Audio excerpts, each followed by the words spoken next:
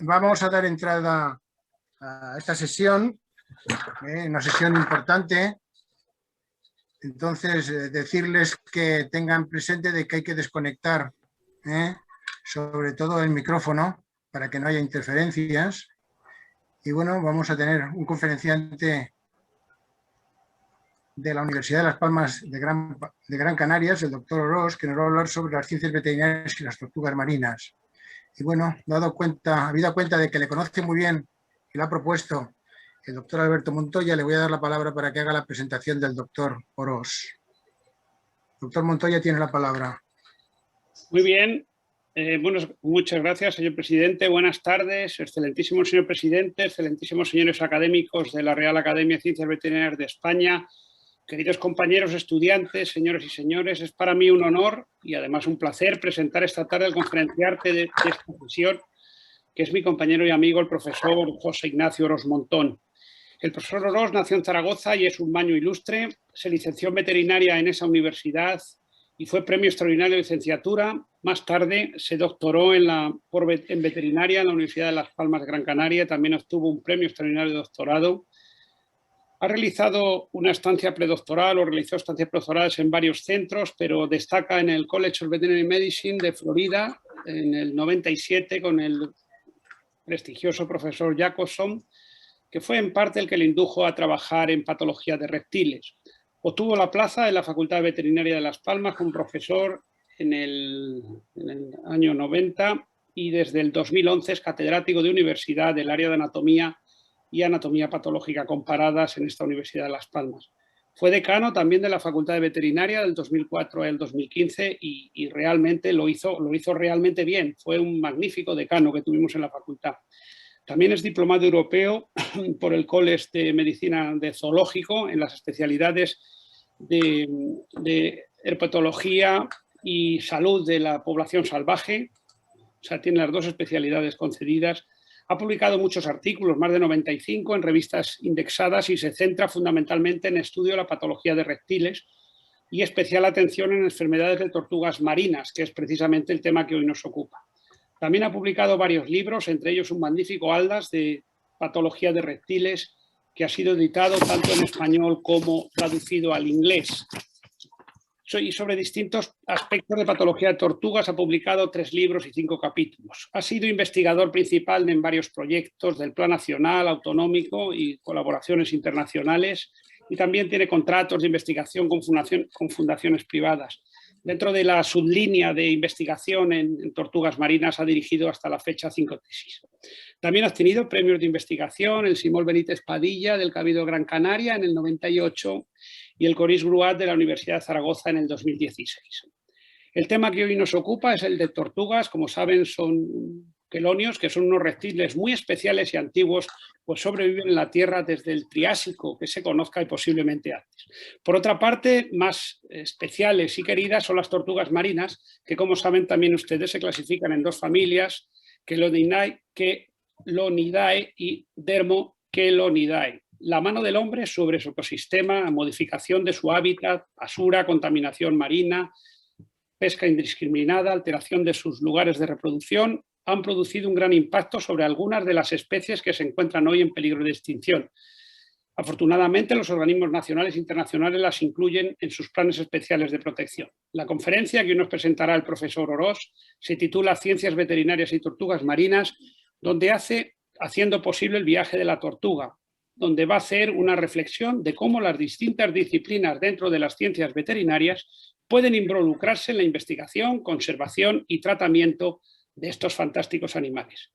Por último, dar las gracias al profesor Orós por aceptar la invitación y estar hoy entre nosotros. Sea bienvenido a la Real Academia de Ciencias Veterinarias de España. Muchas gracias. Muchísimas gracias, doctor Montoya. Y damos la palabra al profesor Jorge Ignacio Orós. Muchísimas gracias, señor presidente. Gracias también al profesor Alberto Montoya por esta amable presentación que ha realizado. Y efectivamente voy a pasar a compartir pantalla para empezar con la conferencia. Quería también agradecer a todos los asistentes y efectivamente vamos a hablar, a ver, un momentito.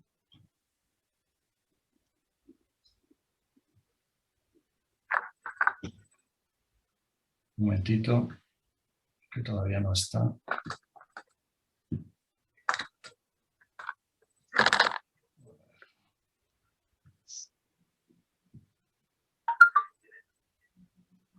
Vamos a ver. Aquí, ahí está.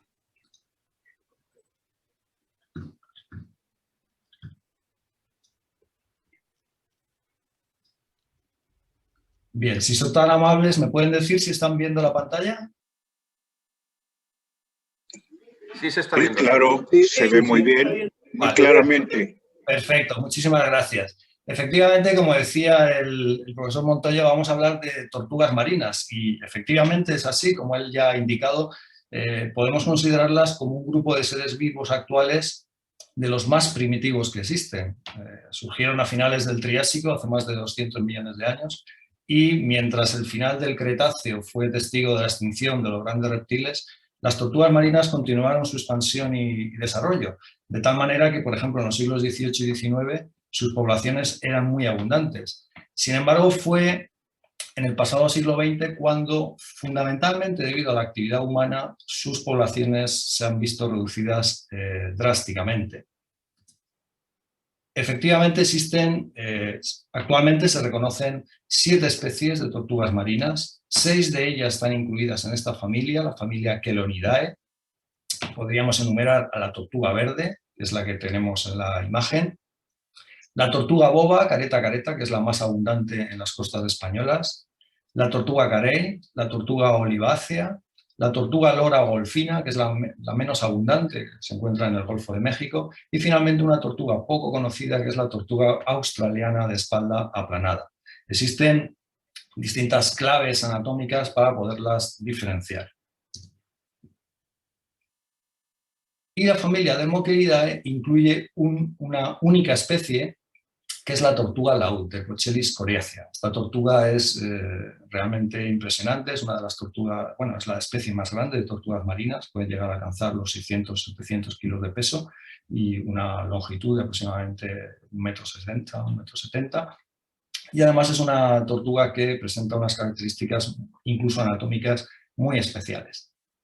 Todas las tortugas marinas, efectivamente, se encuentran incluidas en la lista roja de especies amenazadas de la Unión Internacional para la Conservación de la Naturaleza, con distintos criterios, ya sea vulnerable, en peligro o en peligro crítico. Las tortugas marinas sabemos que son especies migratorias que cubren unas largas distancias desde las áreas de alimentación hasta las playas de puesta y además presentan un comportamiento filopátrico, es decir, que vuelven con una cierta fidelidad, con bastante fidelidad, a las playas en las que nacieron. Este ciclo de vida complejo ha sido descrito en numerosos documentales, pero me van a permitir que les recomiende que se titula El viaje de la tortuga y que también he utilizado para dar en parte título a la conferencia. Vamos a ver solamente el trailer.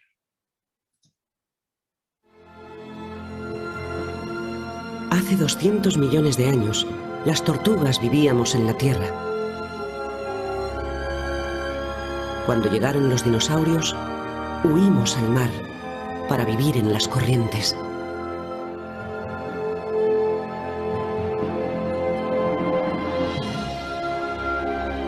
Pero la Tierra no quería dejarnos ir.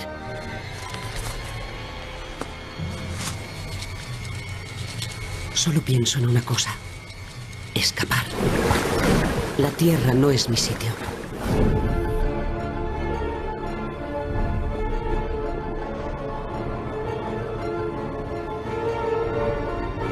Me impulso, liberándome de la costa, hacia el desconocido abismo del mar. Aunque no he estado aquí antes, conozco el camino.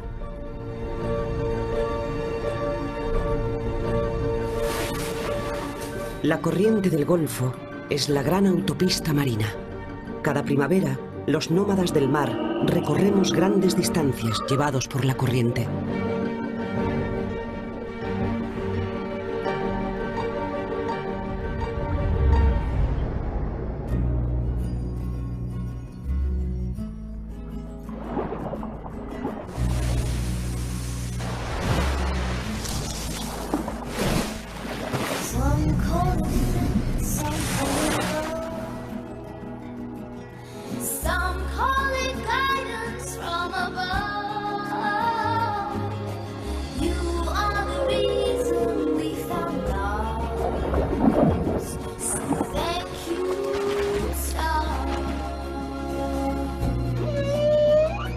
Las aletas, como las alas, están hechas para viajar.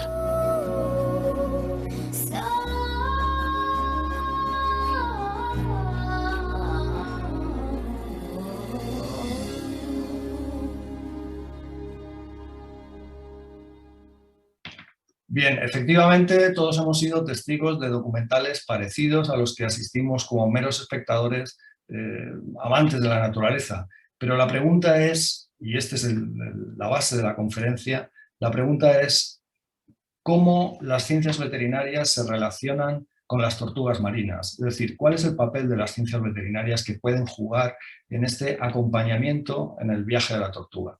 He estructurado la conferencia en 3 bloques, el primero de los cuales es más extenso, que sería, el primer bloque sería la investigación, es decir, investigación fundamentalmente sobre enfermedades, causas de varamiento, causas de muerte, donde pueden intervenir diversas disciplinas, algunas de las cuales, de las que voy a tratar, son estas que figuran en la imagen.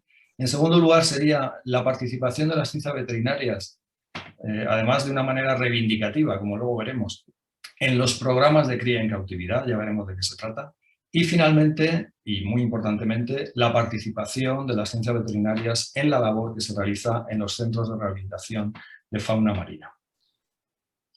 Con respecto al primer gran apartado, me ha parecido oportuno comenzar con la enfermedad, quizás la enfermedad más importante en tortugas marinas y que presenta además una distribución global. Me estoy refiriendo a la fibropapilomatosis. Es una enfermedad que se caracteriza, como pueden ver en la imagen, por la presencia de tumores, son fibropapilomas, en distintas áreas corporales y que afectan a varias especies de tortugas marinas.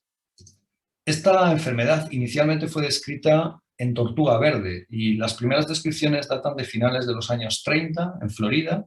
Después hubo un periodo de tiempo hasta que se detectó de nuevo en Hawái, concretamente a finales de los años 50, y es a partir de finales de los años 80 cuando se empieza ya a describir de una manera más global, ¿no?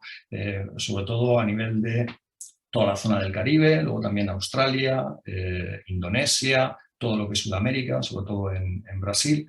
Es una enfermedad que tiene una prevalencia bastante variable, dependiendo de la localización geográfica, pero hay áreas concretas, como por ejemplo en Hawái, en Florida, donde la prevalencia es muy alta. Serán casos de hasta un 92% de prevalencia. Por lo que respecta a en España, concretamente también en las Islas Canarias, no hemos tenido ningún caso de fibropapilomatosis, pero sí en áreas cercanas sí que se han descrito, por ejemplo en Mauritania, o incluso, como este ejemplar que vemos aquí, que es un ejemplar de tortuga verde procedente de Cabo Verde, y fue el primer caso que digamos, nos llegó procedente de Cabo Verde en diciembre del 2015. Bien, como he dicho anteriormente, inicialmente fue descrita en tortuga verde, pero se ha descrito en varias especies de tortugas marinas, concretamente este es un ejemplar de tortuga boba, y la enfermedad se caracteriza por la presencia de estos tumores tan característicos en distintas áreas corporales, incluso con localización múltiple. Pueden estar, por ejemplo, a nivel del cuello, tienen un aspecto verrucoso, bastante peculiar, pueden afectar también al caparazón o al plastrón, es decir, a la parte ventral de la tortuga, y podemos tener animales en los que la afectación es como la que observamos en la imagen. Obviamente hay que tener en cuenta que estos tumores, aunque tienen un comportamiento histológico benigno, estamos hablando de animales de vida libre y obviamente con tumores o con esta presencia de tumores, tal como vemos aquí en la imagen, obviamente interfiere con el normal desenvolvimiento de la tortuga en su medio natural. Estos tumores también pueden presentarse a nivel ocular, en este caso pues, crecen a partir de lo que sería la conjuntiva o incluso la córnea. La imagen esta de la izquierda es precisamente este ejemplar juvenil procedente de Cabo Verde y en la mayoría de los casos puede conllevar la ceguera de los animales, sobre todo cuando el desarrollo de los tumores es tal como el que vemos aquí en esta imagen.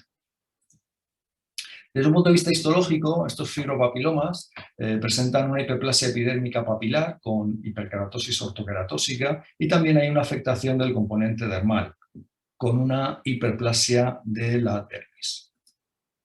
Inicialmente, precisamente en el componente dermal, se observaban y se observan a veces la presencia de estas estructuras. Estos son huevos de trematodos espirórquidos, de los que luego hablaremos brevemente, y este hecho hizo pensar en un principio que la etiología de la enfermedad era precisamente la presencia de estos huevos de trematodos espirórquidos. Lo cual no era muy descabellado en el sentido de que se observa perfectamente que estos huevos de trematodos originan toda una reacción inflamatoria con presencia de células gigantes. Sin embargo, se realizaron estudios experimentales, se realizaron también estudios serológicos y se descartó como agente etiológico de la enfermedad. Simplemente la presencia de estos huevos de trematodos es una expresión del grado de parasitación de estos animales. La enfermedad, además de estos tumores cutáneos que acabamos de ver, se caracteriza también por la posible presencia de tumores en órganos internos, en vísceras, y en este caso ya no hablamos de fibropapilomas, sino que son en todos los casos fibromas o bien mixofibromas. Estos tumores se pueden encontrar, por ejemplo, a nivel de pulmón. Concretamente, esto es un ejemplar de tortuga verde, de pulmón de tortuga verde, en el cual se llegaron a detectar hasta 17 fibromas. Pueden encontrarse también en otras vísceras, como por ejemplo en el hígado, o incluso en riñón, o también en lo que es el tracto digestivo. Parece ser que estos fibromas viscerales ocurren tardíamente, aproximadamente a los 2 años post-infección. Quizás el hito más importante que permitió el avanzar en el estudio de la etiología de la enfermedad fue el descubrimiento por parte del Dr. Jacobson en el año 1991, la presencia de cuerpos de inclusión intranucleares en algunas de las células epiteliales de estos tumores. Y mediante estudios de microscopía electrónica se puso en evidencia que las partículas víricas observadas, en función de la morfología, en función de su tamaño, podían ser partículas víricas correspondientes a herpes virus. Sin embargo, no se pudo realizar aislamiento o crecimiento del virus en cultivos celulares. Se realizaron toda una serie de estudios experimentales, no me quiero extender mucho con esto, pero sí que los he referido en la memoria que he redactado para la revista, para Anales de la Real Academia, pero sí me voy a centrar básicamente unas pinceladas en este estudio en el que tuvimos la oportunidad de participar, en el que lo que se hizo fue analizar tumores, tanto fibropapilomas cutáneos como fibromas viscerales, tanto de tortuga verde como de tortuga boba, y analizarlos mediante técnicas de PCR para intentar detectar secuencias herpes virales. Y efectivamente se consiguió. El 100% de los fibromas viscerales y el 95% de los fibropapilomas cutáneos presentaron secuencias de herpes virus. Paralelamente, investigadores también de la Universidad de Florida, dado que de todos es conocido la existencia de la fibropapilomatosis en rumiantes, producida por papilomavirus pertenecientes a la familia Papoviridae, pues se realizaron estudios también de microscopía electrónica, de inmunistoquímica, de técnicas de PCR, con el fin de intentar determinar si también en esta enfermedad, en la fibropapilomatosis de las tortugas marinas, jugaban un papel importante o no los papilomavirus, y los resultados fueron negativos. Por tanto, de los 6 herpes virus que actualmente se reconocen en quelonios, se ha determinado que, o se considera como el agente etiológico de la enfermedad, el herpesvirus quelónido número 5, está incluido en un único género, el género Scutavirus, y curiosamente además, tras décadas de intentar realizar el aislamiento del virus, sin resultados, se ha conseguido muy recientemente, en el año 2017, precisamente por el Dr. Ward, que es un veterinario que trabaja en Hawái. ¿Cuál sería el modo de transmisión del virus? Bueno, pues la fotografía de la derecha puede ser bastante indicadora. Parece ser que, de hecho, que peces limpiadores pueden servir como vehículos de transmisión del virus, y de hecho se ha detectado y se ha publicado secuencia herpes viral en este tipo de peces. Pero un estudio más reciente, del año 2004, en el que se analizaron no solamente peces, sino también otra serie de seres vivos, ¿no?, que interaccionan con las tortugas, se vio que las sanguijuelas marinas del género Zoranchus, digamos que tenían la carga viral más intensa, o la mayor carga viral, y por consiguiente se postula como el vector el candidato a vector de esta enfermedad, aunque su papel todavía no ha sido aclarado definitivamente. ¿Cuál es el papel de la contaminación ambiental? ¿Por qué esta pregunta? Bueno, desde el principio se vio que había esas diferencias de prevalencia de la enfermedad en áreas relativamente cercanas, podían indicar que independientemente que el origen etiológico fuera el herpes virus, independientemente de esto, la contaminación ambiental pudiera jugar un papel importante. Y se han desarrollado muchos trabajos sobre esto. Uno de los más importantes fue el desarrollado por Aguirre, también veterinario, en el año 1994, en el que determinaron en Hawái si los contaminantes ambientales jugaban un papel importante en el desarrollo de la enfermedad. Analizaron distintos tipos de contaminantes en tortugas afectadas con fibrobapilomatosis y en tortugas no afectadas, y vieron que los niveles eran similares.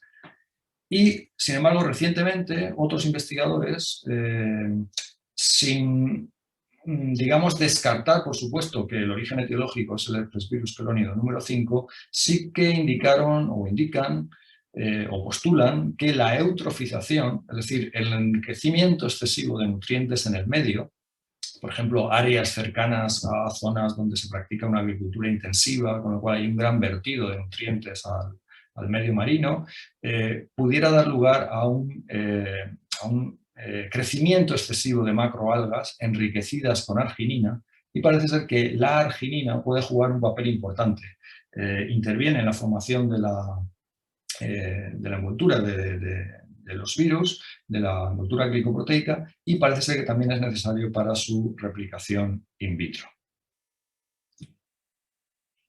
Y en cuanto al tratamiento, pues el tratamiento es un tratamiento quirúrgico, utilizándose fundamentalmente la criocirugía, pero hay que tener en cuenta que suelen recidivar. Concretamente, la imagen que vemos en la fotografía es la tortuga en la que se observaron esos 17 fibromas pulmonares. Una tortuga que se operó, se le extirpó un tumor de gran tamaño a nivel de la extremidad delantera, pero al poco tiempo recidivó. Y al realizarse entonces una resonancia magnética se detectaron los nódulos tumorales, entonces ya se decidió eutanasiarla.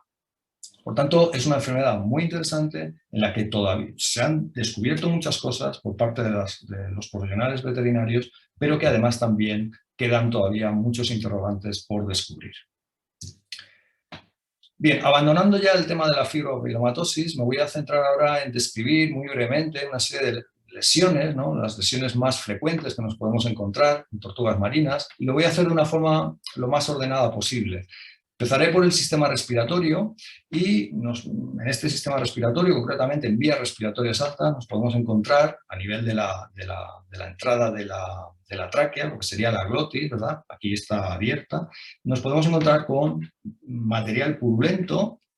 Este material purulento en los reptiles, para los que están acostumbrados a trabajar con reptiles lo saben, el material purulento en los reptiles es un material muy sólido, muy característico. Hay que tener en cuenta que el aparato respiratorio en la boca de las tortugas marinas está situado muy rostralmente, y normalmente todas estas infecciones suelen tener un origen bacteriano. Sin embargo, hay una enfermedad también producida por un herpes virus, el herpes virus quelónido número 6, que tiene da unas lesiones similares. Concretamente es la enfermedad conocida con el nombre de lead disease, que obedece a las iniciales en inglés de los órganos principalmente afectados, que sería pulmón, ojo y tráquea. Esto es una enfermedad que se describió hace ya bastante tiempo, en el año 1986, afectando a ejemplares juveniles de tortuga verde, y en este caso, además de detectar los cuerpos de inclusión, determinar mediante microscopía electrónica que estábamos ante un herpes virus, además en este caso sí se pudo realizar el aislamiento del virus. Bien, los procesos neumónicos, las neumonías también son relativamente frecuentes en tortugas marinas, y desde un punto de vista clínico muchas veces se manifiestan por alteraciones en la flotabilidad, como podemos observar en esta imagen, ¿no? Son flotaciones de manera asimétrica, como en este caso.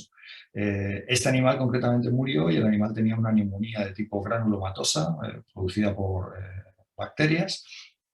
Hay que decir que no siempre que se observan alteraciones en la flotabilidad obedece a trastornos o a procesos neumónicos, sino que trastornos digestivos, como por ejemplo timpanismos, pues también pueden dar lugar a alteraciones similares. En otras ocasiones son los traumatismos sobre el caparazón los que pueden provocar daños en los pulmones. Hay que tener en cuenta que los pulmones, desde un punto de vista anatómico, se encuentran situados adheridos al caparazón. Entonces, cuando el traumatismo es en estos escudos, en los escudos pleurales o costales, pues se pueden dar casos como el que tenemos en la imagen, donde claramente pues, se ve una afectación muy importante de uno de los pulmones. En el sistema cardiovascular, quizás la patología más importante sería la parasitación por trematodos espiróquidos, que hemos hablado brevemente con anterioridad. En la imagen pueden observar estos trematodos.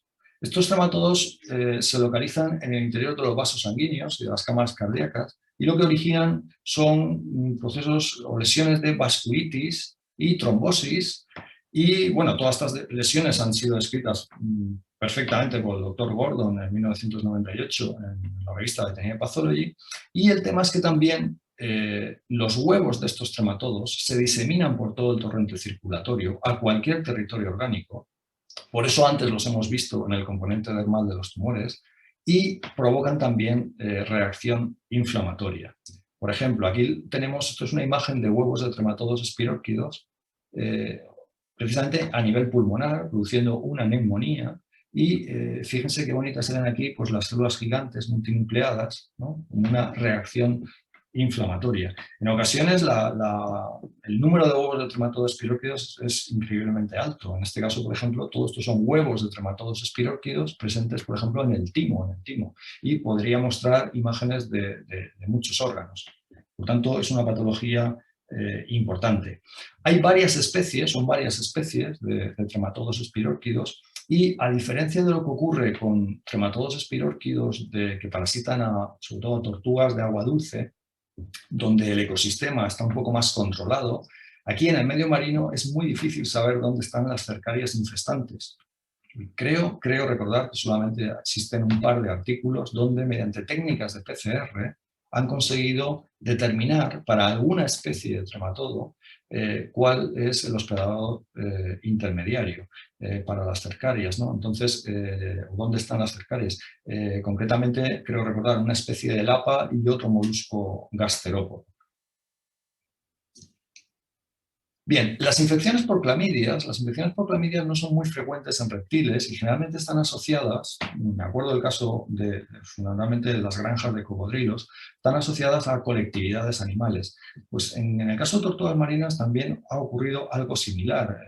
El caso más importante de clamidiasis fue el detectado en una granja de tortugas verde en las Islas Caimán, donde morían animales y las principales lesiones encontradas eran lesiones a nivel del miocardio. Había una necrosis de las células miocárdicas y se pudo determinar que la causa era infección por clamidia mediante técnicas inmunohistoquímicas y también mediante técnicas de microscopía electrónica. En cuanto a las lesiones en el sistema digestivo, en primer lugar hablaremos del esófago. Pues lamentablemente las principales lesiones en el esófago son las perforaciones del esófago por anzuelos como consecuencia de la pesca accidental. Bueno, precisamente el esófago de las tortugas marinas es muy llamativo.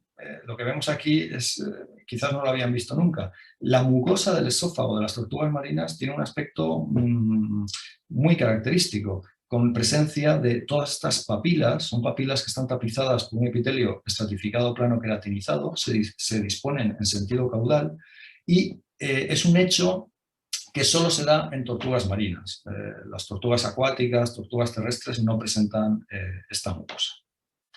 Pues bien, las lesiones, además de la perforación del esófago, pues provoca lesiones en órganos circundantes, que puede llegar pues, hasta la tráquea, puede llegar a toda la musculatura cervical, como vemos aquí, toda una infección con depósito de este material fibrinoculento en todo lo que es la musculatura cervical. Sería la imagen histológica, claro, desaparece por completo la estructura histológica normal de las papilas. y hay toda una reacción inflamatoria subyacente. Menos frecuentemente, aunque también hemos visto algunos casos, tenemos casos de divertículos en el esófago o en la unión entre el esófago y el estómago. Concretamente, este animal era un animal juvenil, chiquitito, que presentaba un gran divertículo que ocupaba gran parte de la cavidad celómica. Y en este divertículo, además de albergar elementos extraños, desde restos de crudo, materiales plásticos, además también presentaba una reacción inflamatoria en todo lo que es la mucosa del divertículo. En el estómago nos podemos encontrar, y esto es un hallazgo de necropsia que no se relaciona con la muerte del animal, nos podemos encontrar estas pequeñas estructuras que pueden observar aquí. Estos son larvas de anisakis. Larvas de anisakis que cuando haces el estudio histológico podemos detectar cómo provoca una reacción inflamatoria en su trayecto a través de las distintas capas de lámina propia, submucosa, muscular, a nivel de la pared del estómago. En esta fotografía de aquí podemos observar esta larva, pero desde el punto de vista desde el interior de la mucosa del estómago, cómo se está introduciendo. Hay que tener en cuenta que el hospedador definitivo de estos anisakis son los mamíferos marinos. Por consiguiente, cuando digamos que las observamos en tortugas marinas, van a quedar ahí acantonadas y se supone que no se va a cerrar el ciclo. Ya digo que es un mero hallazgo de necropsia. En el estómago, menos frecuentemente que en el esófago, pero también, desafortunadamente, nos podemos encontrar con perforaciones del estómago también por anzuelos. Provocan lesiones, estos anzuelos, a nivel de la mucosa gástrica, o incluso a veces ya no se ve el anzuelo, pero sí se ven los daños que el anzuelo o bien el monofilamento ha originado sobre la mucosa gástrica. A nivel intestinal también nos podemos encontrar, aunque menos frecuentemente, nos podemos encontrar con perforación del intestino por anzuelos. Más frecuente, si cabe, es el típico síndrome de cuerpo extraño lineal, algo parecido a lo que sucede en los gatos cuando ingieren, digamos, una cuerdecita, ¿verdad? Pues algo parecido, hay un plegamiento de todo lo que es el tracto intestinal en un intento de expulsar este monofilamento de pesca. Se puede producir torsión, se pueden producir también intususfecciones intestinales como consecuencia de esta actividad intestinal, con necrosis del segmento intestinal intususfeccionado. Y se pueden dar casos tan llamativos como estas dos fotografías tomadas por el doctor Pascual de Calahuil, veterinario del Centro de Recuperación de aquí en Gran Canaria. Es el mismo animal, al mismo tiempo, donde se ve el monofilamento de pesca ingresando por boca y saliendo por cloaca.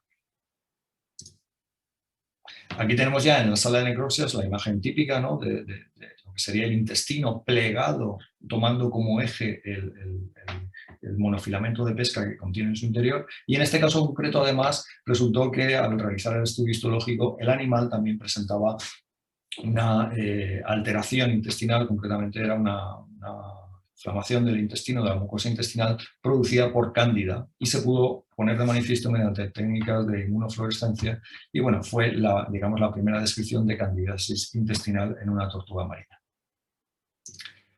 En ocasiones, las perforaciones en el intestino pues, obedece a la ingestión de plásticos. Es muy lamentable, pero aquí podemos observar un ejemplar de tortuga laúd que murió simplemente porque se tragó, ingirió este plástico, un plástico de un tamaño considerable, de aproximadamente unos 15 centímetros, y además con bordes punzantes. Perforó el intestino y produjo una celomitis de tipo fibrinosa y muerte del animal. Y recientemente hemos publicado una serie de casos en los que llevamos trabajando ya o habíamos observado ya desde hace años, y es la impactación intestinal por consumo de erizos, de grandes cantidades de erizos. Además, esto es bastante curioso porque además lo hemos observado en aquellas tortugas que presentan un mayor tamaño. Hay que decir que aquí las tortugas que varan aquí en Canarias son todo tortugas juveniles, pero hay algunas que son subadultas. Entonces, dentro de este rango de tamaños, precisamente las que tienen un mayor tamaño, son en las que hemos observado con alguna frecuencia estos casos. No sabemos el por qué.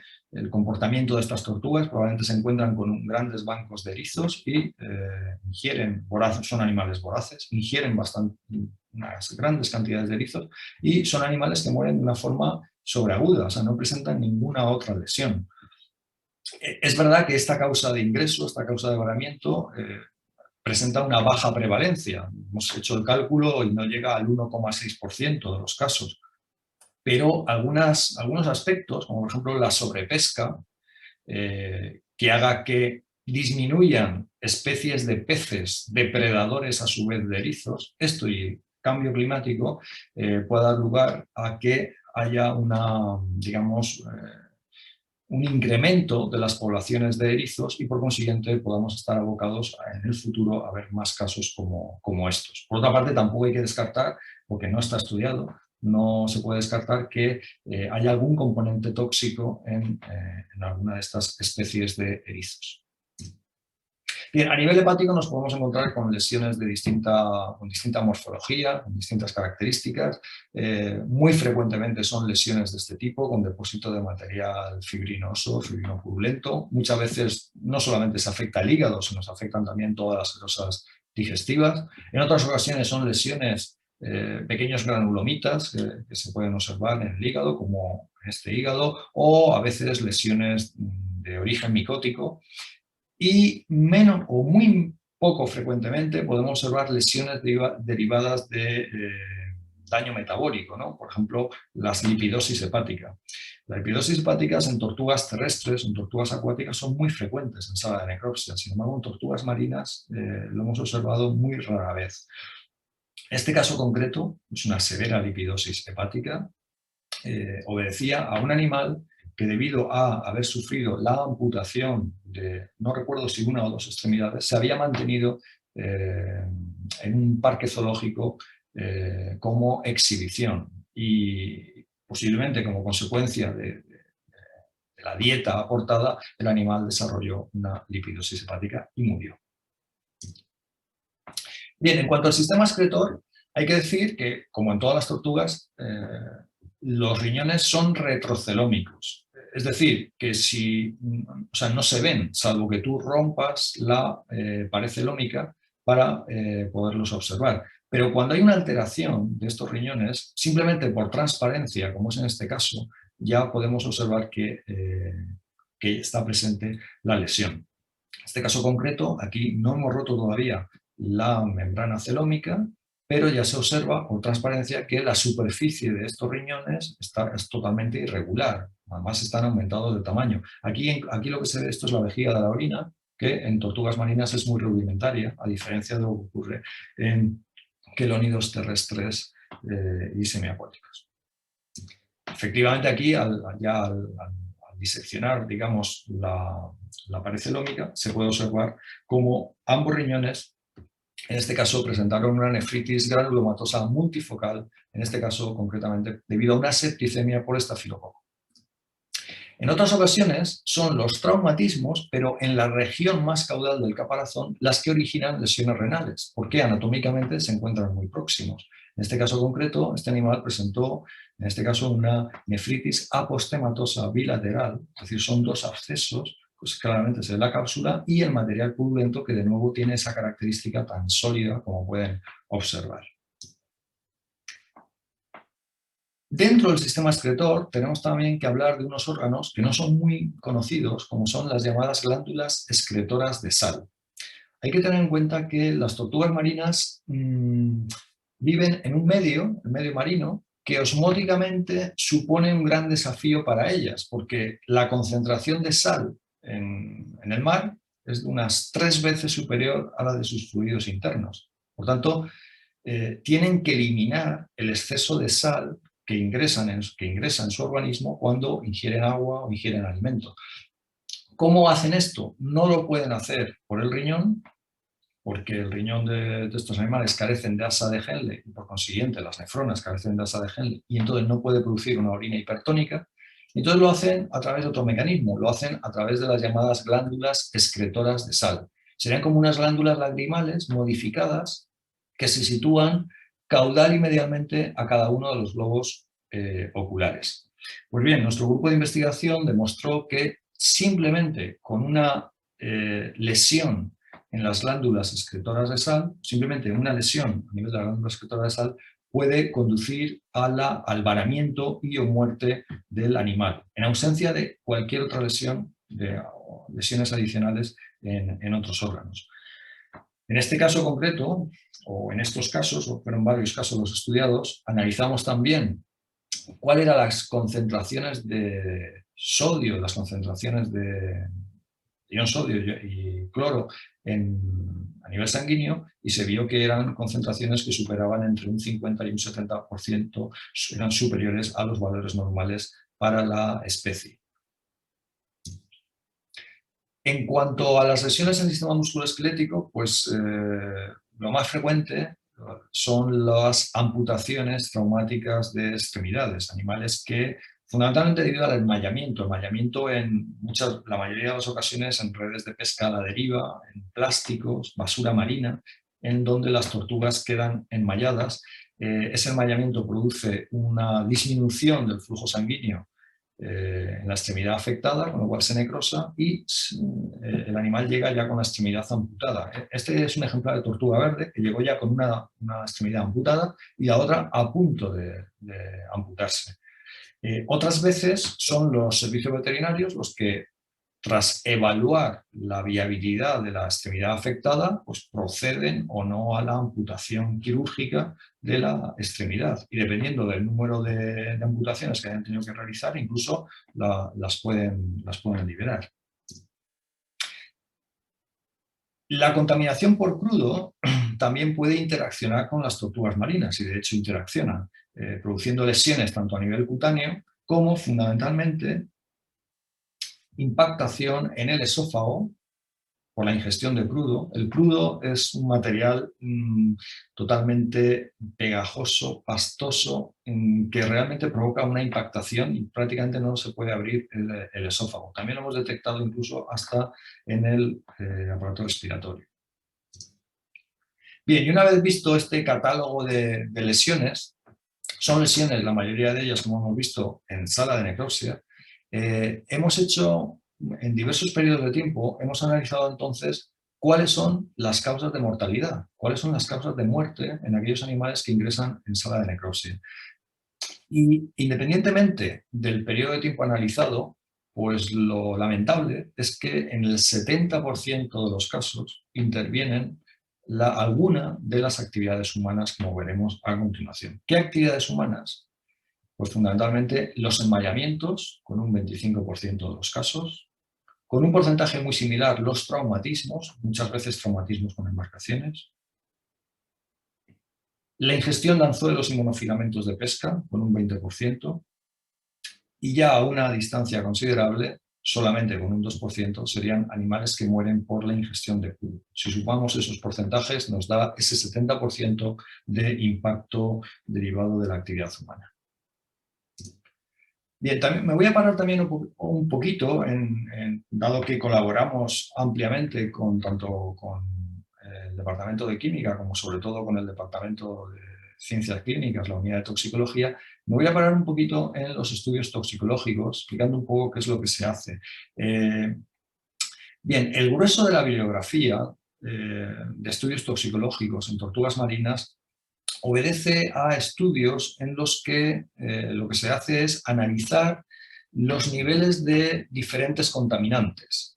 Y así se analiza, bueno, en un intento de utilizar las tortugas marinas como unos bioindicadores del estado de salud de mares y océanos. Entonces se detectan pues, contaminantes inorgánicos como metales o contaminantes orgánicos persistentes como los PCBs, los pesticidas organoclorados o hidrocarburos, más recientemente contaminantes emergentes, nuevos contaminantes, incluso los antibióticos estudian ahí, o también los plásticos, no solamente macroplásticos, como hemos visto, pero sobre todo también microplásticos, que está muy en boga su estudio.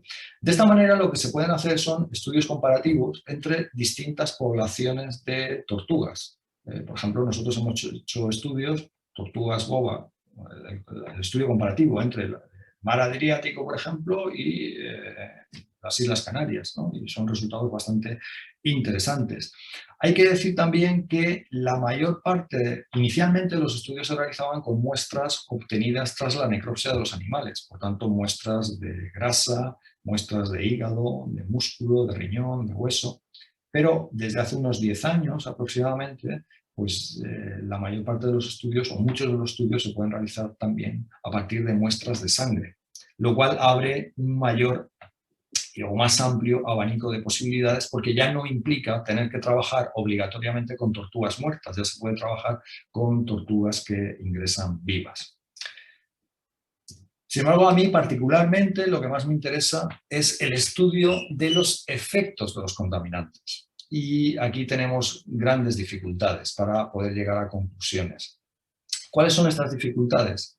Bueno, pues una de ellas sería el hecho de que las tortugas marinas, como animales de vida libre, van a tener o van a albergar en sus tejidos diferentes contaminantes, varios contaminantes. ¿Y cuál es el efecto sinérgico de estos diferentes contaminantes? Pues en la mayoría de los casos es un efecto desconocido.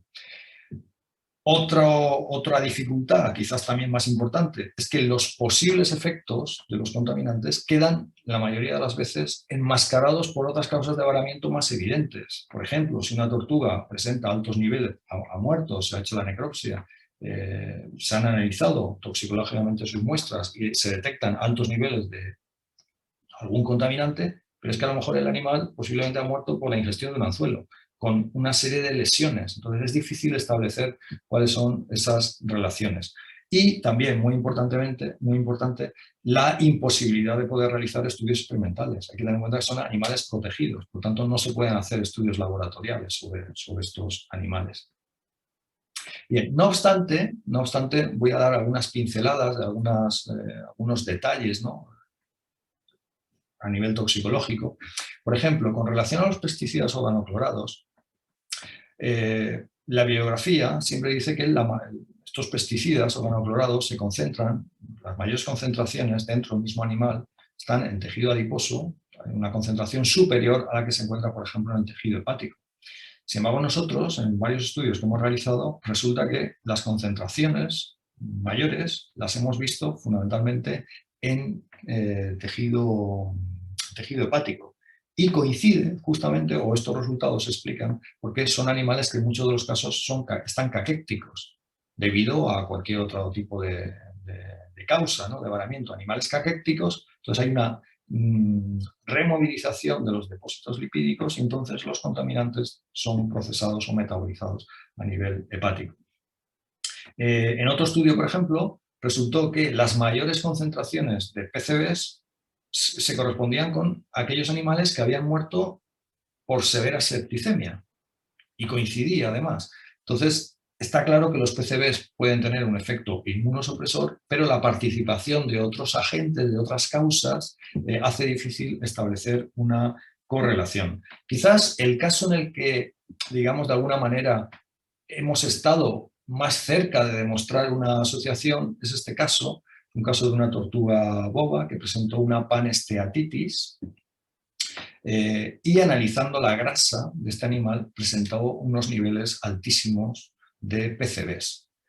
No se puede de todas maneras descartar una posible causa dietética, no se puede descartar totalmente, pero nuestra hipótesis es que, y además está demostrado así, los PCBs pueden producir una alteración en la peroxidación lipídica y por consiguiente una alteración de los adipocitos con depósito de pigmento ceroide y toda la reacción inflamatoria que pueden observar en la imagen. Pero ya digo que es un tema bastante difícil. Bien, el segundo bloque, y además también en un plan un tanto reivindicativo, lo traigo aquí, sería el de los programas de cría en cautividad. ¿De qué estamos hablando? ¿Qué son los programas de cría en cautividad? Bueno, pues son unas actuaciones que lo que tratan es de evitar la muy alta mortalidad que presentan las tortugas en su primer año de vida en el medio marino. Y esto se hace mediante una cría en cautividad, por tanto se trata de programas de conservación ex situ. Estos programas se han realizado en varias especies de tortugas marinas, pero quizás lo conocen ustedes, el caso más conocido o más famoso pues es el de la tortuga golfina, tortuga lora, en Texas, digamos, haciendo una translocación de huevos desde México. Bien, el éxito de estos programas de conservación depende de varios factores. Depende por supuesto, de la nutrición aportada a los animales, depende de condiciones de manejo, es decir, temperatura, densidad de los animales en los tanques en los que se aloja. Muy importante también la detección temprana de posibles enfermedades y, por tanto, tratamiento adecuado. Y en nuestro caso tuvimos la oportunidad de participar en un programa de conservación que previamente lo voy a contar muy brevemente. Se trata de un programa de conservación al que se llegó mediante el acuerdo entre el Gobierno de Canarias y el Gobierno de Cabo Verde. Parece ser que hay existían evidencias históricas de nidificación de hembras que ponían huevos en Fuerteventura y también en algún islote de Lanzarote. Entonces, en base a esto, lo que se hizo fue traslocar huevos desde Cabo Verde hasta condiciones laboratoriales en la Universidad de Las Palmas de Gran Canaria para, digamos, mediante condiciones laboratoriales, incubarlos en estufa y, una vez obtenidas las tortuguitas, ¿no?, recién eclosionadas, bueno, pues mantenerlas en cautividad durante un tiempo para después soltarlas en las playas de Fuerteventura, con el objetivo de que, debido a este comportamiento filopátrico que se conoce, pues dentro de 15, 20 años, bueno, pues vuelvan como ya hembras adultas a nidificar y a poner huevos en Fuerteventura. Bueno, esto fue básicamente el proyecto. El éxito de estos programas de conservación no está asegurado al 100%. De hecho, en la primera campaña de este proyecto, la mortalidad fue muy alta. Ascendió al 88,5%. Y ahí es cuando nos llamaron a nosotros para investigar las causas de muerte de los animales. Y efectivamente lo que pudimos comprobar es que las dermatitis fueron muy abundantes, aproximadamente, bueno, 41% de las muertes hubo lesiones de dermatitis, de etiología bacteriana, casi en la totalidad de los casos, y probablemente debido a mordeduras entre los animales, probablemente debido a una densidad inadecuada de animales en los tanques en los que se mantenían. También lesiones muy abundantes fueron las rinitis de tipo purulento, afectando al 22% de los ejemplares, y dentro de las lesiones también muy abundantes, muy frecuentemente observadas, fueron las estomatitis, casi un 30% de los casos. Nuestra conclusión, bueno, fueron varias conclusiones. Primera, parece ser que fueron las temperaturas inusualmente bajas en ese primer invierno, inusualmente bajas para las Islas Canarias, inusualmente bajas en ese primer invierno, las que provocaron una inmunodepresión de esos animales y por consiguiente fueron más susceptibles al padecimiento de todas estas infecciones. Hay que tener en cuenta que el sistema inmune de los reptiles es termodependiente. Cada especie tiene un rango de temperatura óptima preferencial. Entonces, si bajamos por debajo del rango inferior, del umbral inferior, el sistema inmune se deprime y lo hace más susceptible, el animal se hace más susceptible al padecimiento de infecciones bacterianas. De hecho, en la segunda campaña, con la aplicación de calefactores, se redujo la mortalidad en un 50%. Bien, y otra conclusión también muy importante, y por eso hablaba de un tema un tanto reivindicativo, es que, bueno, que tienen que participar veterinarios en este tipo de programas, porque es muy importante la detección temprana de todo este tipo de lesiones, que además son relativamente sencillas de detectar, puesto que estamos hablando de dermatitis, afección de las vías respiratorias altas y afección a nivel de la cavidad oral, con lo cual con una simple inspección se puede detectar tempranamente estas enfermedades. Bien, y el tercer aspecto, y con esto acabaremos, sería el papel de las ciencias veterinarias en los centros de rehabilitación de fauna marina. Y hay un doble aspecto. Por supuesto, la actividad clínica, muy importante. Nosotros publicamos recientemente un estudio, casi a modo de auditoría, podríamos decir, sobre la actividad clínica llevada a cabo en el Centro de Recuperación de Fauna Silvestre de Tafira, aquí en Gran Canaria. Se analizó las causas de ingreso y la disposición final de 1.860 tortugas boba varadas en un periodo de 17 años. Es uno de los estudios más amplios que se han hecho en el Atlántico. Y se llegó a algunas conclusiones que voy a compartir con todos ustedes. En primer lugar, indicar que más del 72% de las causas de ingreso eran causas de origen antropogénico. ¿Qué causas? ¿Cuáles fueron las principales causas? Pues la principal, el enmayamiento, con un 51% de los casos. En segundo lugar, causas no identificadas. Animales que llegan, se tratan, a veces hasta se liberan, pero no ha sido posible identificar la causa exacta por la cual ha ingresado. Y en tercer lugar, la ingestión de anzuelos. El resto de causas las pueden ver aquí. Total suman 72, pero si añadimos alguna de las causas no identificadas, vemos que el porcentaje se dispararía incluso. Hay que tener en cuenta que estos porcentajes son distintos que los que hemos visto anteriormente. Los porcentajes que hemos visto anteriormente eran sobre animales muertos en sala de necropsia, aquí sobre animales ingresados en el centro de recuperación.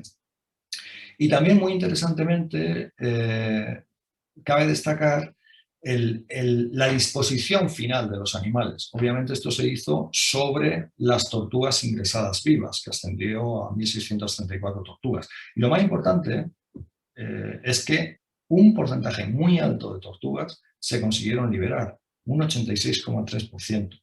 Son porcentajes muy altos.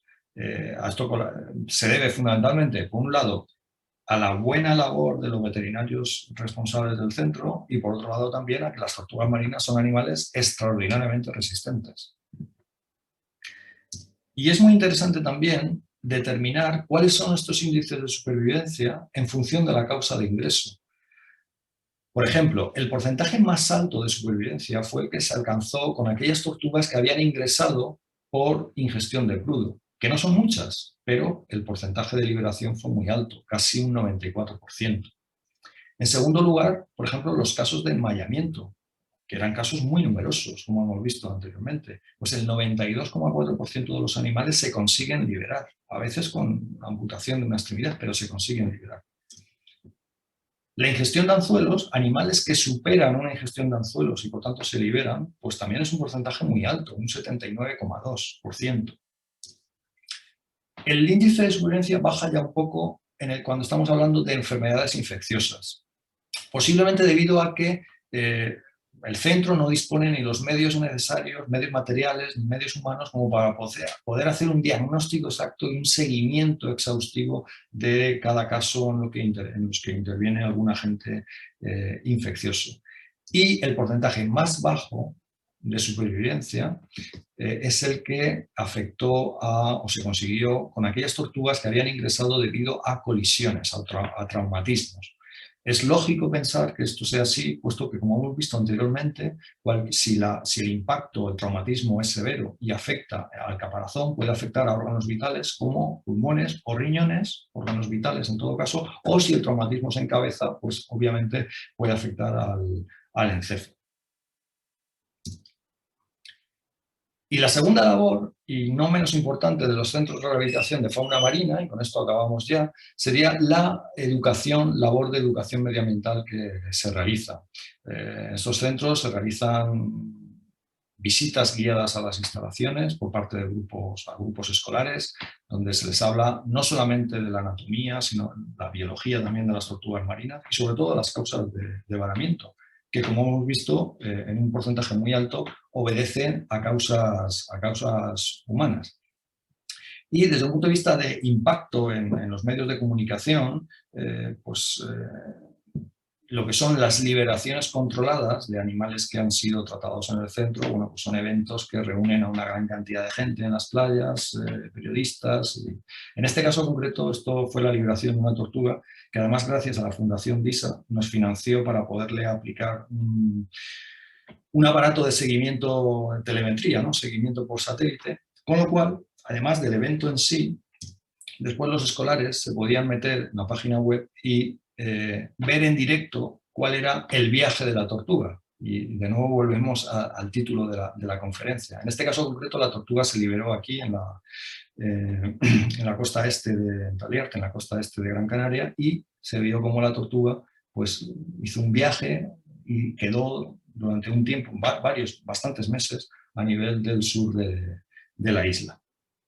En definitiva, todos estos eventos, además con la participación de niños, la liberación de tortugas que han sido rehabilitadas en los centros, pues constituyen una labor muy importante de educación medioambiental, que tiene un gran eco en los medios de comunicación y que, bueno, pues de luego en los niños tiene un impacto, como dice mi hija, esto no se le va a olvidar en la vida. Bien, y finalmente pues solo me queda agradecer, por supuesto, la atención prestada y agradecer muy especialmente pues, al Centro de Recuperación de Fauna Silvestre de Tafira, dependiente del Cabildo de Gran Canaria, a todo el personal, pero especialmente a los veterinarios del centro, los doctores Pascual Calagüí y Alejandro Suárez. También quisiera agradecer pues, a los miembros de mi facultad de otras disciplinas que colaboran con nosotros y muy especialmente pues, también al Departamento de Morfología, puesto que ahí es donde se encuadra el grupo de investigación en el que estoy integrado. Muchísimas gracias. Muchísimas gracias, doctor Orós, por la magnífica presentación. Y como es normal en la Real Academia, pues la presentación se abre a discusión por parte de los presentes.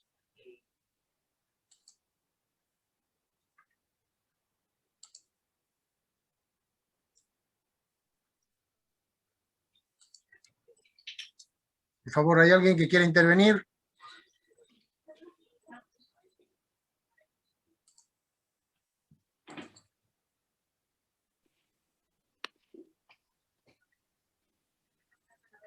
Por favor, ¿hay alguien que quiera intervenir?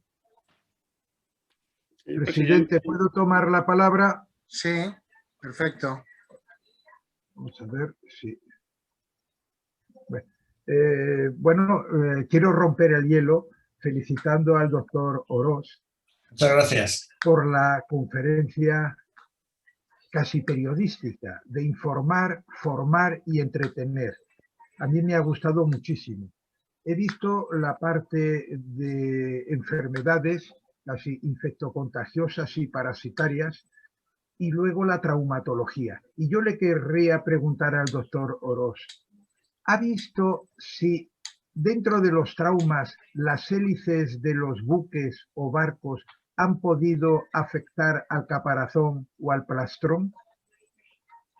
Sí, efectivamente, es una de las causas de traumatismo a nivel del caparazón y plastrón de las tortugas. ¿Generalmente se salvan o suelen tener un exitus letalis?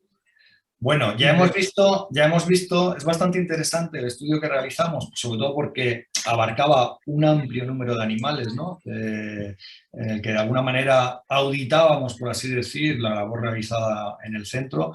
De todos los porcentajes de éxito de liberación, el porcentaje más bajo precisamente era en los traumatismos.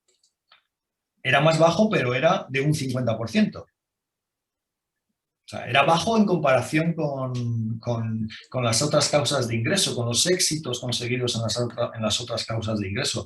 Pero si lo comparamos con otros animales marinos, yo creo que siguen siendo porcentajes bastante altos. O sea, ha habido veces que han llegado tortugas con traumatismos muy severos y gracias a la labor de los veterinarios clínicos, donde aplican hasta incluso resinas, plásticas, vamos, consiguen unos resultados muy interesantes.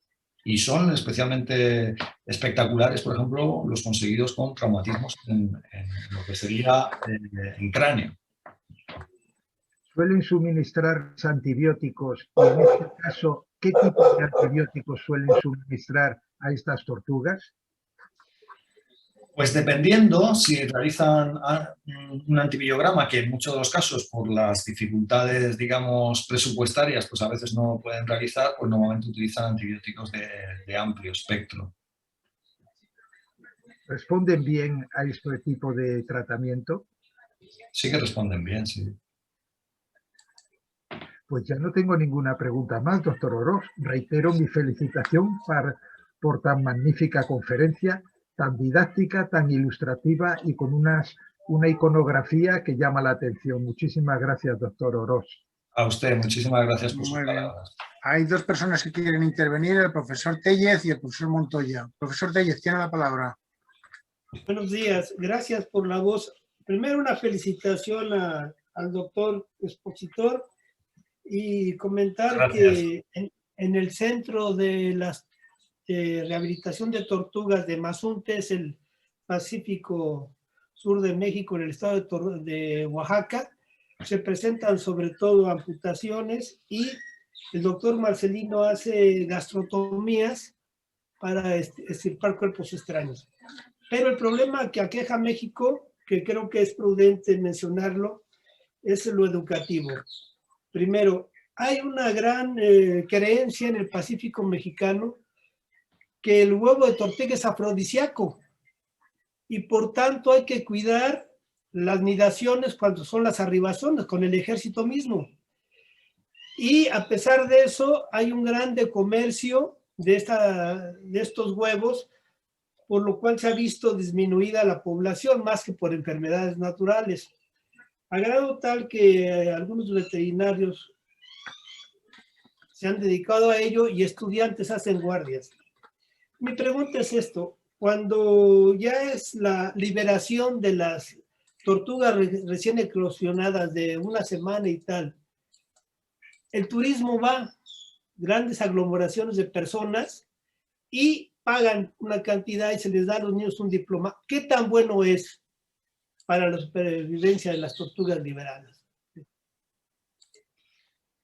Bueno, vamos a ver, yo creo que lo que me está planteando, básicamente, ahí lo que se realiza es una labor de educación, porque entiendo, porque aquí esto no se hace porque no hay nidificación de tortugas, pero entiendo que lo que se hace es digamos, asisten a ver cómo eclosionan y se dirigen al mar, es lo que he entendido.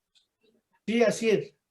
Bien, bueno, una vez las tortugas ya se encuentran en el mar, bueno, pues entonces entran en su ciclo de vida y digamos que ahí ya no interviene el público que pueda estar ahí asistiendo. Es más, le recomiendo incluso la película esta que ha servido un poco de, digamos, de introducción de la conferencia, El viaje de la tortuga, porque hay un primer capitulito donde precisamente las tortugas, desde que eclosionan hasta que llegan al mar, ahí hay también unos depredadores que pueden poner en peligro la vida de esos animales. Es decir, aves marinas, cangrejos.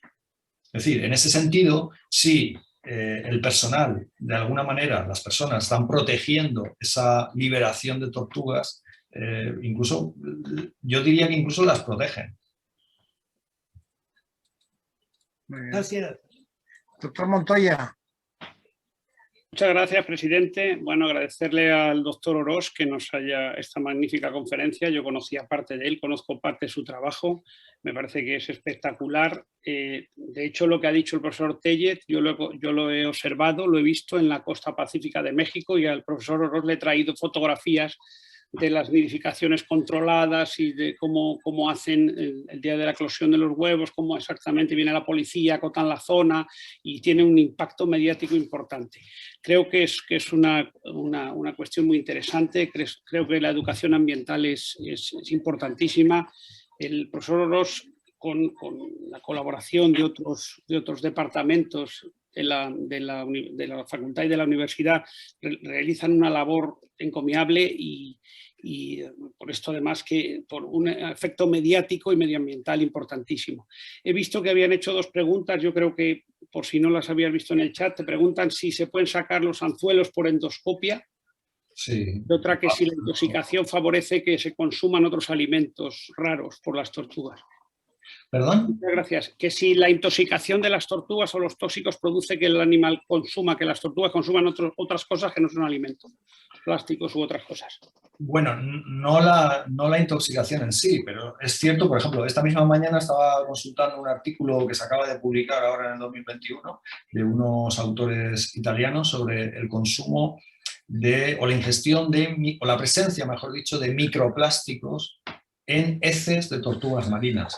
Porque habitualmente, digamos que la detección de plásticos, microplásticos, pues muchas veces es tras la necropsia de los animales, ¿no? Filtrando el contenido digestivo, pero trabajando a nivel de las heces, digamos que podemos obtener mayor información. Y lo interesante era, según estos autores, es que aquellos animales, esto era en el Adriático, el mar Adriático, que parece ser que es un mar muy contaminado, donde hay una carga muy elevada de microplásticos. Decían que aquellas tortugas que presentaban mayores niveles de microplásticos, por ejemplo, presentaban, digamos, una microbiota determinada. Es decir, su hipótesis era que los microplásticos afectan a la microbiota intestinal de estos animales. Entonces se veía, aquellos que tenían muchos microplásticos presentaban un determinado tipo de microbiota y los que no, los que presentaban pocos microplásticos, tenían otra.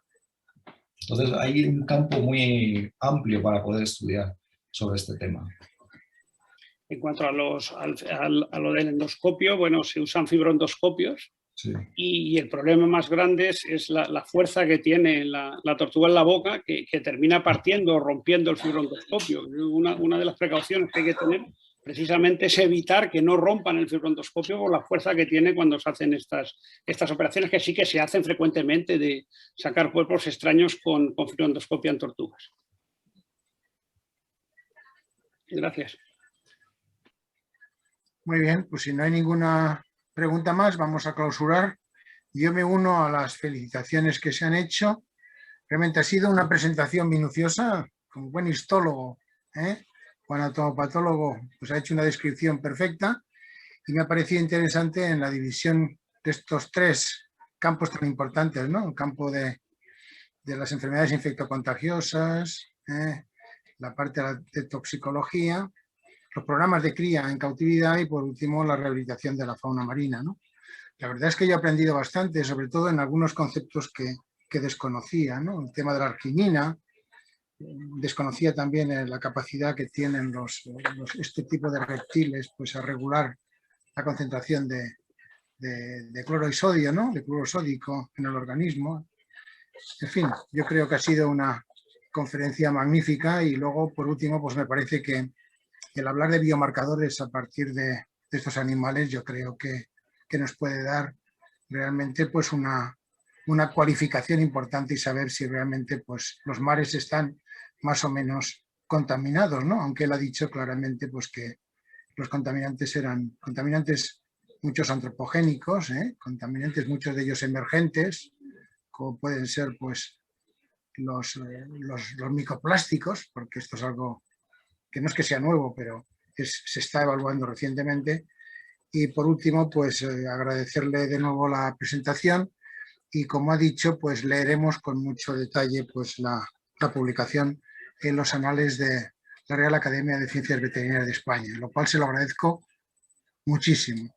Y por último, antes de clausurar, pues vamos a presentarle en pantalla el diploma de reconocimiento que se le va a enviar, en el que se habla efectivamente de la Conferencia de Ciencias Veterinarias Tortugas Marinas, haciendo posible el viaje de la tortuga, 1 de marzo del 2021, y en la Real Academia de Ciencias Veterinarias de España, que otorga el diploma de reconocimiento al profesor doctor Jorge Ignacio Ros Montón por su intervención en la sesión celebrada en el día de hoy, firmado el presidente y el secretario general. Enhorabuena de nuevo. Muchísimas gracias. Y espero que no sea la última vez que interviene en esta Real Academia de Ciencias Veterinarias de España. Felicidades y puede estar contento de la presentación. Hemos tenido 87 participantes y muchos de ellos del otro lado del Atlántico, de manera que conocen muy bien el mundo de las tortugas. Muchísimas gracias de nuevo. Gracias a ustedes. Un saludo. Muy amables.